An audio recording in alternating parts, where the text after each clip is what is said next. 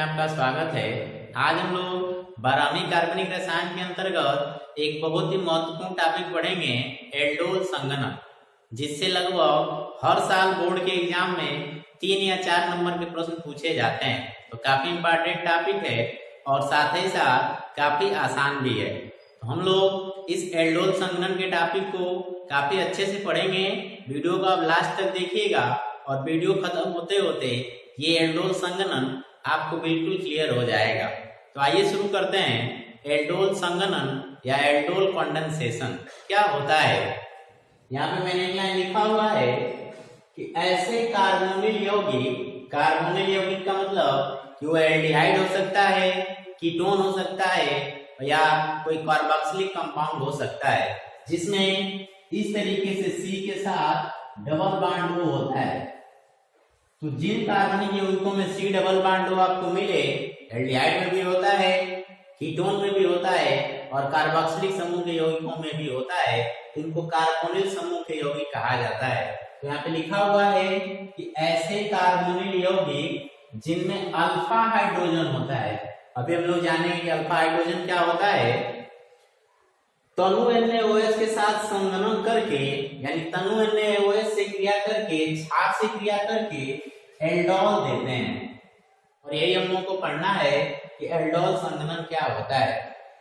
एक और चीज कि एल्डोल जो होता है, इसमें 2 क्रियात्मक समूह आपको दिखाई देंगे, एल्कोहल और एल्डिहाइड।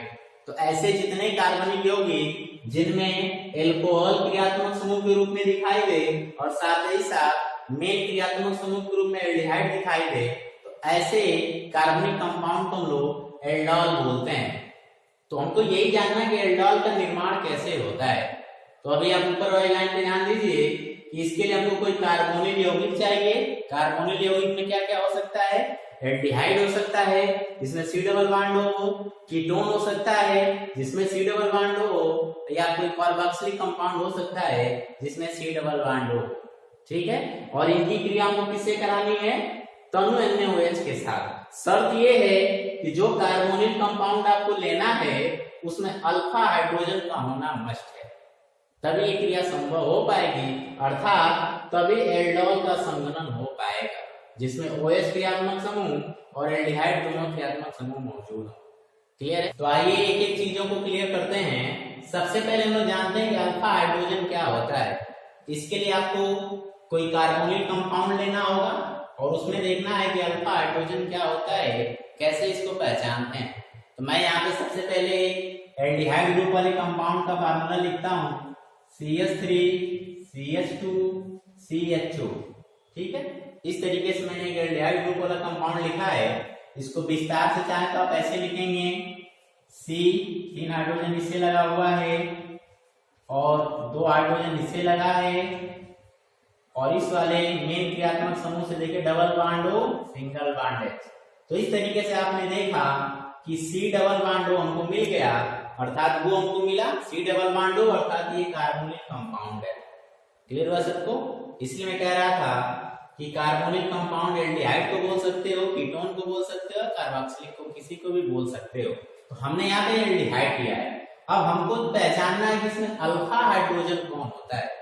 तो इसको ध्यान से देखिएगा कि जो मेन क्रियात्मक समूह आपका है, ये CHO जो एल्डिहाइड ग्रुप है, इसको मैंने यहाँ विस्तार से बनाया है, ये मेन क्रियात्मक समूह है। तो मेन क्रियात्मक समूह जिस पड़ोसी कार्बन से लगा होता है, जैसे ये देखिए मेन क्रियात्मक समूह है और ये पड़ोसी निकटवर्ती कार्बन है, नियरेस्ट कार्बन जो होगा ये वाला है। तो नियरेस्ट कार्बन को हम कहते हैं अल्फा कार्बन। फिर से एक बार सुनिए, मैंने कहा जो मेन क्रियात्मक समूह होता है, उस मेन क्रियात्मक समूह जो निकटतम कार्बन होता है, देखिए एक कार्बन यहाँ भी, एक कार्बन यहाँ है, लेकिन बात हो रही निकटतम इस कार्बन, उस कार्बन को हम कहते हैं अल्फा कार्बन। और अल्फा कार्बन से जो हाइड्रोजन लगा होता है, उस हाइड्रोजन को हम कहते हैं अल्फा हाइड्रोजन, अर्थात ये कार्बोनिल कंपाउंड भी है और इस कार्बोनिल कंपाउंड के पास आप देख रहे हैं कि अल्फा हाइड्रोजन भी है, अर्थात ये जो कार्बोनिल कंपाउंड है ये एल्डोल संघनन की अभिक्रिया को प्रदर्शित करेगा। ठीक है, इसके बगल वाला जो कार्बन होता है इसको बोलते हैं बीटा कार्बन, और इसके साथ जो हाइड्रोजन लगा होगा इसको हम लोग बोलते हैं बीटा हाइड्रोजन। हमको किससे मतलब है, हमको मतलब है अल्फा हाइड्रोजन से। तो आई होप आपको अल्फा हाइड्रोजन क्लियर हो गया होगा। अब इसकी क्रिया यदि तनु NaOH से करा दिया जाए तो हमको एल्डोल की प्राप्ति होती है। आएगा समझ में? और उसी प्रक्रम को हम लोग एल्डोल संगणन कहते हैं। समझ में आ रहा है सबको ना? आई होप आपको अल्फा कार्बन समझ में आ गया होगा। अल्फा कार्बन से जो हाइड्रोजन लगा होगा उसको बोलते हैं अल्फा हाइड्रोजन, और इसी अल्फा हाइड्रोजन के द्वारा ये जो एल्डोल संगणन की क्रिया है ये शुरू होती है। तो अब हमको इस कंपाउंड क्रिया किससे करानी है? NaOH के साथ, तनु NaOH के साथ। एक्चुअल में जो क्रिया होती है परीक्षा में इसकी मैकेनिज्म आपसे पूछा जाता है 3 नंबर का। तो सबसे पहले हम लोग इसकी मैकेनिज्म देखेंगे और फिर इसके बाद इस क्रिया को डायरेक्ट कैसे करते हैं उसको भी हम लोग एक ट्रिक के माध्यम से जानेंगे। तो सबसे पहले आइए इसके मैकेनिज्म को हम लोग सीखते हैं। इसकी जो मैकेनिज्म है वो 3 चरणों में संपन्न होती है। कौन कौन से 3 चरण हैं? पहले चरण में कार्बो ऋणायन का निर्माण होता है, जिसको कार्बो एनायन बोल सकते हैं। ध्यान देंगे क्योंकि नॉर्मल अभिक्रियाओं में कार्बनिक कंपाउंड में कार्बो कैटायन का निर्माण होता है, ठीक है, जिसको कार्बो धनायन बोलते हैं। यहाँ पे निर्माण होगा किसका? कार्बो ऋणायन का निर्माण होगा। फिर दूसरे स्टेप में वो कार्बो ऋणायन एक दूसरे एल्डिहाइड ग्रुप वाले कंपाउंड पे अटैक करेगा और फिर एक स्पीसीज का निर्माण होगा, और फिर तीसरे चरण में वो स्पीसीज पानी से क्रिया करके और एल्डोल का संगठन हो जाएगा। आएगा समझ में? तो आइए इस क्रिया के पहले चरण को हम लोग देखते हैं। पहले चरण में क्या होगा? कार्बो ऋणायन का निर्माण होगा। पहले चरण में कार्बो ऋणायन का निर्माण होगा, ठीक है। बहुत ही महत्वपूर्ण क्रिया है। यदि आपको स्टेप इसके समझ में आ गए तो काफी आसान क्रिया हो जाएगी। इसको बड़ी आसानी से हम लोग पढ़ेंगे। देखिए मैं यहाँ पे कोई एल्डिहाइड कंपाउंड लेता हूँ, क्योंकि कार्बोनिक कंपाउंड आपको लेना है तो नॉर्मली हम लोग एल्डिहाइड को लेते हैं, ठीक है। तो चलिए एल्डिहाइड ले लेते हैं। C double bond O single bond H और CH3 इधर रहेगा, इसको मैं ऐसे विस्तार से लिखता हूँ, ठीक है। एक एल्डिहाइड यहाँ पे लिखा हुआ है। अच्छा, अब इसमें आपको पहचानना है कि अल्फा हाइड्रोजन कौन है। तो आप देखिए ये मेन क्रियात्मक समूह आपका हो गया इतना, और मैंने अभी बताया है कि मेन क्रियात्मक समूह के जस्ट जो पड़ोसी कार्बन होगा उसको हम लोग बोलेंगे अल्फा कार्बन, ठीक है। और अल्फा कार्बन से जो हाइड्रोजन लगा होगा इसको क्या बोलेंगे? Alpha hydrogen. तो ये आपका अल्फा हाइड्रोजन है, ये भी अल्फा हाइड्रोजन है, ये भी अल्फा हाइड्रोजन है। तो इसमें से कोई एक अल्फा हाइड्रोजन निकलेगा, ठीक है। मान लेते हैं ये निकलेगा, समझ में आ रहा है? ये अल्फा हाइड्रोजन यहाँ से निकलेगा। अब इसको निकालेगा कौन?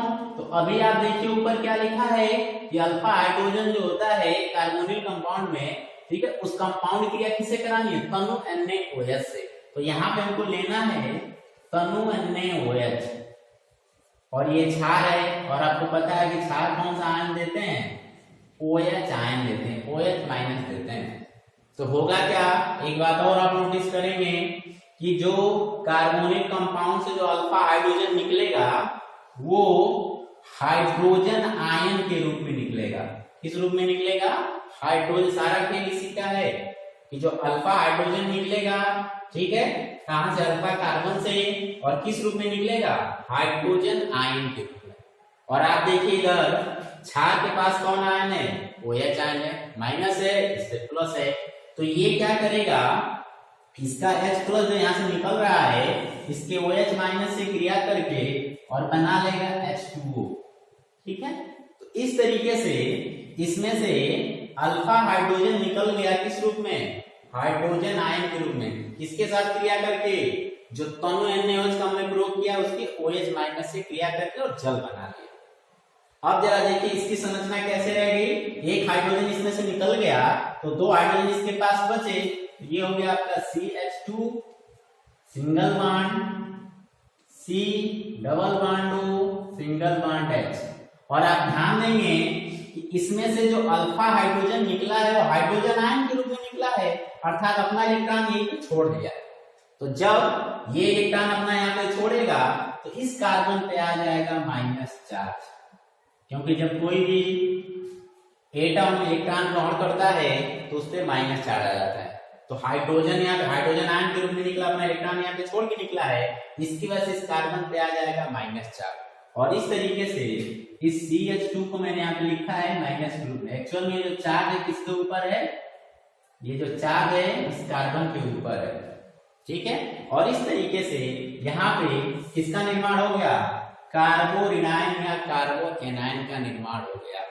तो ये है पहला चरण। फिर से एक बार सुन लीजिए कि पहले चरण में जो अल्फा हाइड्रोजन होता है वो हाइड्रोजन आयन के रूप में निकलता है, निकालने का काम किसका है, तो यहाँ पे कमी NaOH लगा उसके OH का, और ये OH इसके H+ से क्रिया करके और H2O बना लेगा और हमको प्राप्त होगा कार्बो ऋणायन। तो पहला स्टेप आई होप आपको समझ में आ गया होगा। अब दूसरे स्टेप में क्या होगा कि ये जो कार्बो ऋणायन है उस कंटेनर में मौजूद दूसरे एल्डिहाइड ग्रुप वाले कंपाउंड से क्रिया करेगा, ठीक है। क्योंकि कंटेनर में इस मॉलिक्यूल की कोई कमी तो है नहीं। एक मोल में जो है किसी पदार्थ के जो अणु होता है वो विद्युत संख्या के बराबर होते हैं। उस कंटेनर में पता नहीं कितने मोल इसके होंगे, आएगा समझ में। तो अब ये जो कार्बो ऋणायन है वो दूसरे एल्डिहाइड ग्रुप वाले कंपाउंड से क्रिया करेगा। कैसे क्रिया करेगा जरा देखिए, मैं यहाँ पे लिखता हूँ, ठीक है।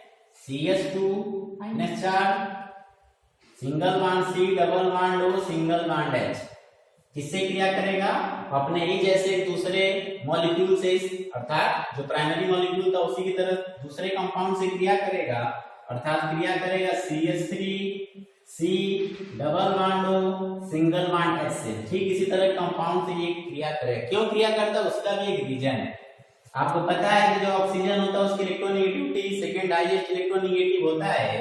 तो इस एल्डिहाइड ग्रुप वाले कंपाउंड में इस ऑक्सीजन पे होता है आंशिक रूप से माइनस चार्ज और इस कार्बन पे होता है आंशिक रूप से प्लस चार्ज। और ये जो आपका कार्बो ऋणायन बना है, पता है इसके पास माइनस चार्ज है और इस कंपाउंड के पास प्लस और माइनस दोनों है। तो ये जो माइनस है इसके प्लस पे अटैक करेगा, अर्थात ये जो कार्बन है वो मैंने यहाँ पे लिखा हुआ है, तो ये कार्बन अब इसके कार्बन पे प्लस वाले कार्बन पे अटैक करेगा, क्योंकि प्लस माइनस एक दूसरे को आकर्षित करते हैं। तो देखिए इन दोनों को किस तरीके से इन दोनों का योग होगा। अब ध्यान से देखिए, ये जो कार्बन है इसमें माइनस चार्ज है, तो ये आकर अटैक करेगा इस प्लस वाले कार्बन से। और कैसे इसको लिखते हैं जरा ध्यान से देखिए। सबसे पहले मैं इसको इधर लिखता हूं CH double bond O single bond CH2, ठीक है। और इस पे है माइनस चार्ज, तो ये अब इस कार्बन से जुड़ेगा, तो यहाँ पे इस कार्बन से सिंगल बॉन्ड लगा तो इस कार्बन को लिखेंगे ऐसे C, ठीक है। और इससे कौन कौन लगा हुआ है, इससे लगा है double bond O, single bond H और सिंगल बॉन्ड CH3।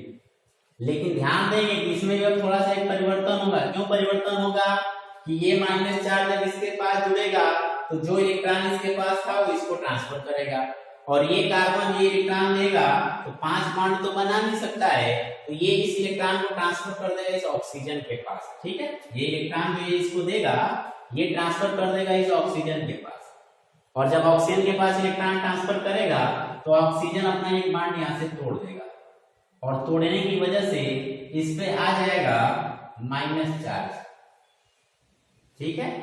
फिर से एक बार सुनिए, सबसे पहले स्टेप में बना कार्बो ऋणायन का निर्माण।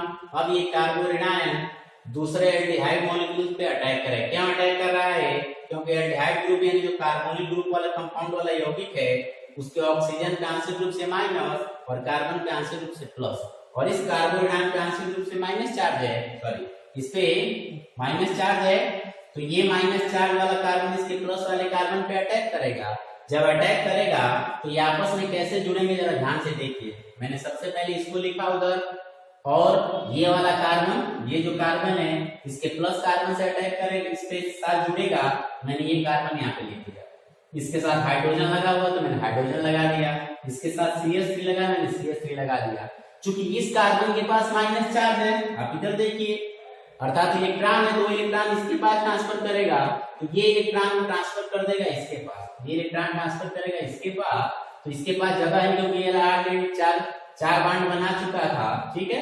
अगला बॉन्ड यहाँ पे जो बन रहा था, पहले आप देखिए इस तरह से 4 बॉन्ड बने थे, तो 5 बॉन्ड ये बना नहीं सकता है, तो इलेक्ट्रॉन ट्रांसफर करता है इसके पास, ये ट्रांसफर कर देता है इस ऑक्सीजन के पास, जिसकी वजह से ये ऑक्सीजन अपना एक बॉन्ड तोड़ देता है, जिससे कार्बन के 4 बॉन्ड होते हैं और इस ऑक्सीजन का आ जाता है -4, क्योंकि जो इलेक्ट्रॉन इसके पास था वो इलेक्ट्रॉन आ गया इसके पास।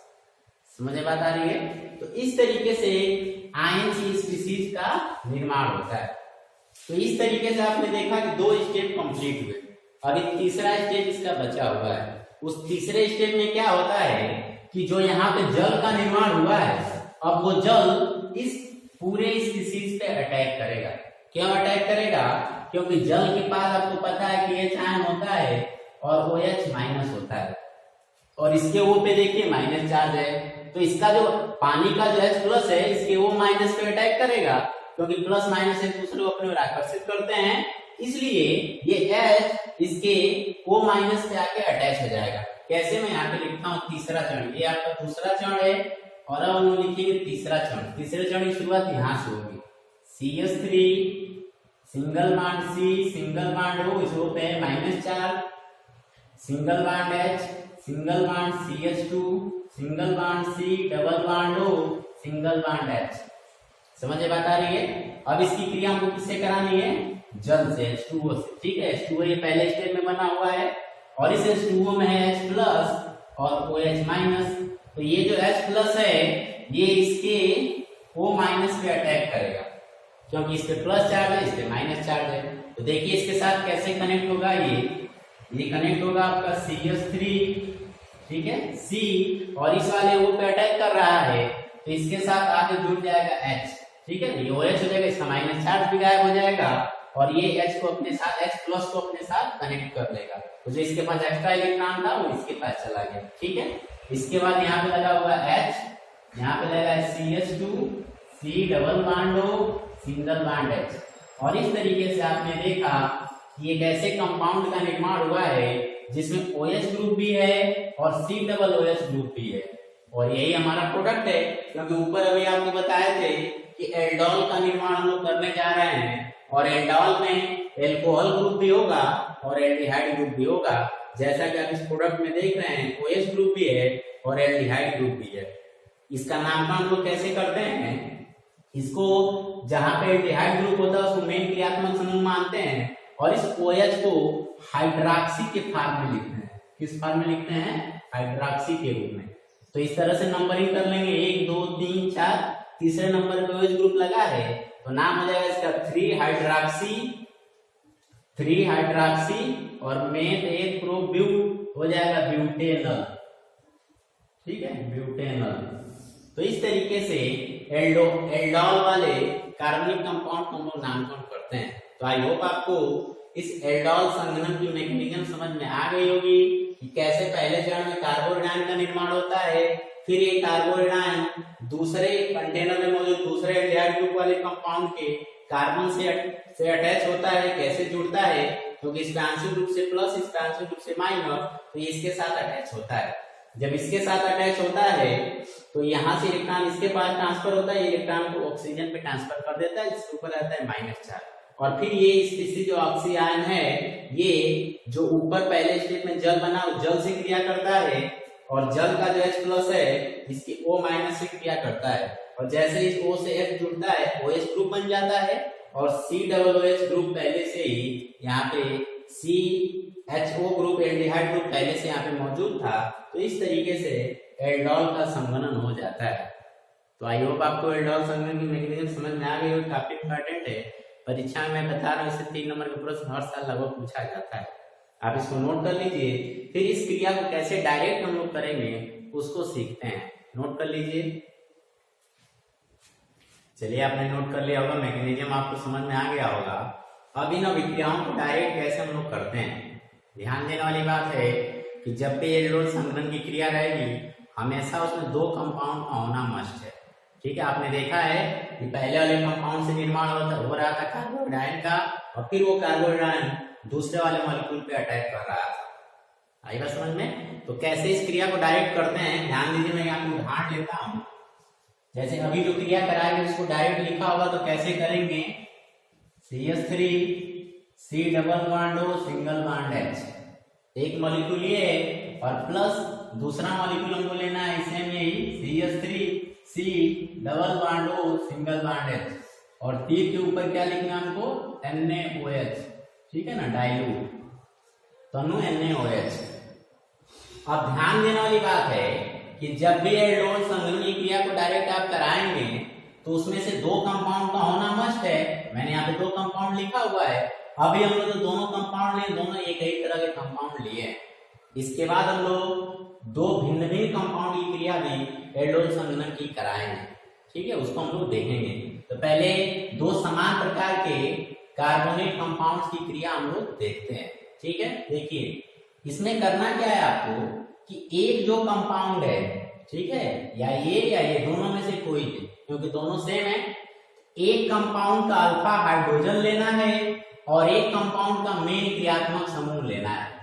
जैसे हम लोग इस कंपाउंड का मेन क्रियात्मक समूह ले लेते हैं इस तरीके से, और इस कार्बोनिल कंपाउंड का हम लोग अल्फा हाइड्रोजन ले लेते हैं।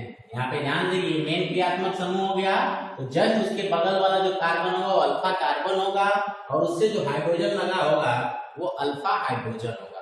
तो इसमें से हमको एक हाइड्रोजन सिर्फ लेना है, तो आप चाहें तो इसको ऐसे भी लिख सकते हैं CH2 सिंगल बॉन्ड H। तो ये हो गया आपका अल्फा, ये भी अल्फा हाइड्रोजन है, ये भी अल्फा हाइड्रोजन, तो एक ही सिर्फ यूज करना है। तो पहले मैं इसको ले लेता हूँ, ठीक, अल्फा हाइड्रोजन को।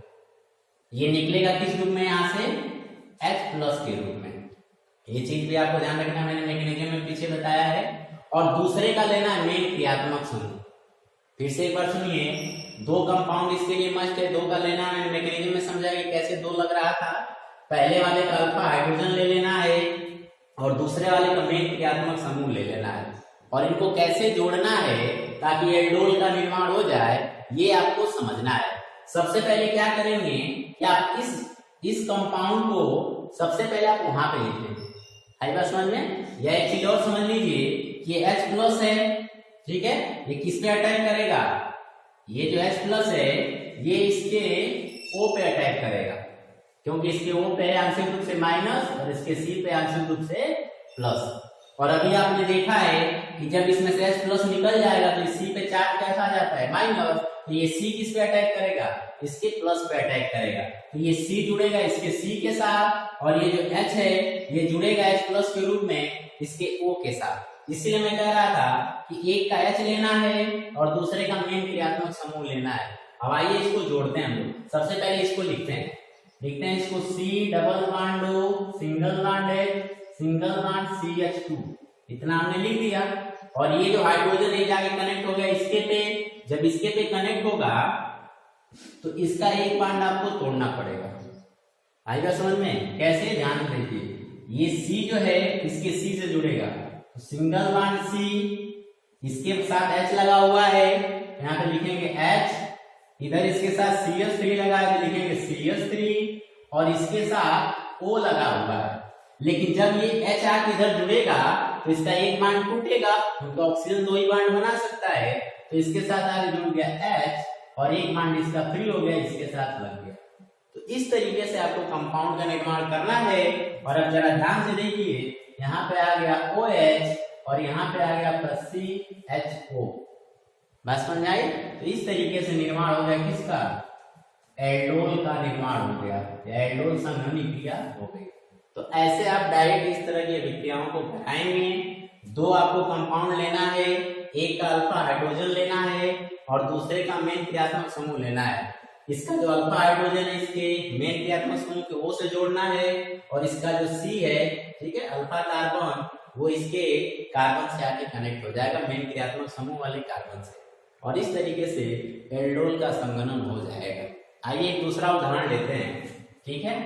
लेते हैं यहाँ पे CH3 CH2 C double bond O single bond H plus CH3 CH2 C double bond O single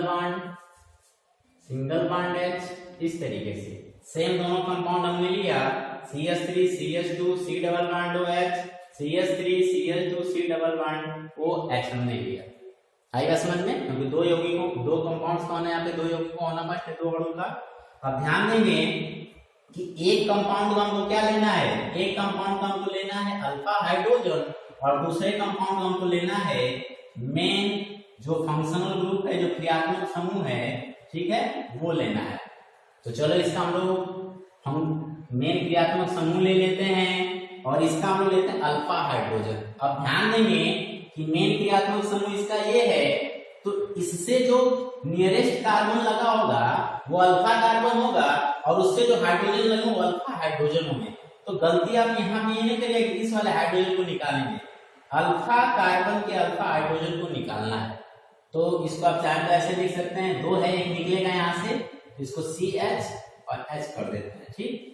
ये किस रूप में निकलेगा, H ion group, hydrogen ion group में, और ये किस पे अटैक करेगा, इससे आंशिक रूप से माइनस, इसका आंशिक रूप से प्लस, तो ये इसका अटैक करेगा इसके माइनस पे, और इसका ये जो कार्बन है अटैक करेगा इसके प्लस वाले कार्बन, ठीक है। क्यों अटैक करेगा, इस पे जब ये H निकलेगा इलेक्ट्रॉन छोड़ के इस पे माइनस चार्ज आएगा, इसके प्लस पे अटैक करेगा। अब इन दोनों को जोड़ के हमको लिखना है, ठीक है, और ये क्रिया डायरेक्ट आपकी हो जाएगी। देखिए कैसे, मैं क्या बताया हूं कि पहले इसको आप लिखेंगे, कैसे लिखेंगे, ध्यान देंगे, C double bond O single bond H, इस C से कौन लगा है, CH लगा है, ठीक है। अब ध्यान देंगे कि यही वाला C जो है इसके C से जुड़ेगा, तो आप इसको ऐसे डायरेक्ट इधर नहीं लिखेंगे। अब इसको क्या करेंगे, आप नीचे साइड में इसको लटका देंगे ऐसे CH3, ताकि ये कार्बन इसके कार्बन से जुड़ सके, ठीक है। अब यहां से हमने ये मैंने पूरा लिख दिया, अब यहां से लिखते हैं, C को लिखिए सिंगल बॉन्ड C, इसके साथ H लगा है तो सिंगल बॉन्ड H, इसके साथ O लगा है। अभी मैं ऊपर बताया हूं कि जब इस O से इसका H प्लस आके जुड़ेगा तो इसका एक बॉन्ड तोड़ देना है और तोड़ के हमें लिख देना है OH, ठीक है। तो O के साथ H आके कनेक्ट हो गया, हमने लिख दिया OH, इसके बाद इसे लगा हुआ है CH3, तो हमने CH3 लिख दिया। तो इस तरीके से, सॉरी CH2 लिखा है और CH2 के बाद लिखा है CH3। तो इस तरीके से आपने देखा कि इसमें OH ग्रुप भी आ गया, इसमें C डबल बॉन्ड OH भी आ गया, CHO ग्रुप भी आ गया। तो इस तरीके से एल्कोहल ग्रुप भी आ गया, एल्डिहाइड ग्रुप भी आ गया, दैट मीन्स ये एल्डोल का निर्माण हो गया। तो आई होप आपको एल्डोल संघनन क्रिया अच्छे से समझ में आ गया होगा, इसकी मैकेनिज्म क्या होती है, इसको डायरेक्ट कैसे करते हैं, ये भी समझ में आ गया होगा। अगली वीडियो में हम लोग इसमें 2 भिन्न प्रकार के एल्डिहाइड ग्रुप या कार्बोनिल कंपाउंड को लेके और एल्डोल संघनन क्रिया डायरेक्ट करना सीखेंगे। मिलते हैं अगली वीडियो में अगले टॉपिक के साथ। वीडियो को देखने के लिए